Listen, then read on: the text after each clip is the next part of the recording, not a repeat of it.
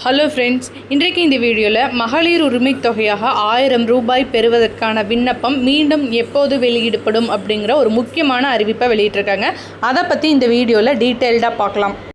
தமிழ்நாட்டில் தற்போது 1,25,00,000 பெண்கள் மகளிர் உரிமை தொகை திட்டத்தில் நேரடியாக பயன்பெற்று வருகின்றனர். அதன்படி கூடுதலாக 10 to 15 லட்சம் பேரை இந்த திட்டத்தில் பயனாளிகளாக சேர்க்கப்பட உள்ளனர். அதன்படி இந்த பயனாளிகளின் எண்ணிக்கை 1.45 லட்சமாக உயர்த்தப்பட உள்ளது. இதற்கான விண்ணப்ப தேதி தொடர்பான தகவல் வெளியாகியுள்ளது. இதற்கான நிதி ஒதுக்கீடு அனுமதிப்பட்டதும் விண்ணப்பம் ரிலீஸ் செய்யப்படும் என்று தகவல் வெளியாகியுள்ளது. ஆனால் போன முறை நிராகரிக்கப்பட்டு மீண்டும் விண்ணப்பம் செய்பவர்கள் வட்டாட்சியர் அலுவலகத்தில் சென்று விண்ணப்பிக்கலாம் என்று தகவல் வெளியாகியுள்ளது. மகளிர் உரிமை திட்டம் தொடர்பாக பெண்களுக்கு முக்கியமான நல்ல செய்தி ஒன்று வெளியாகிறது. அதன்படி மகளிர் உரிமை தொகை விண்ணப்பங்கள் மீண்டும் அளிக்கப்பட உள்ளது. இப்போ தான் முதல் முறையாக மகளிர் உரிமை தொகைக்கு அப்ளை பண்ணுறீங்க அப்படின்னா நேரடியாக போய் விண்ணப்பிக்கலாம்.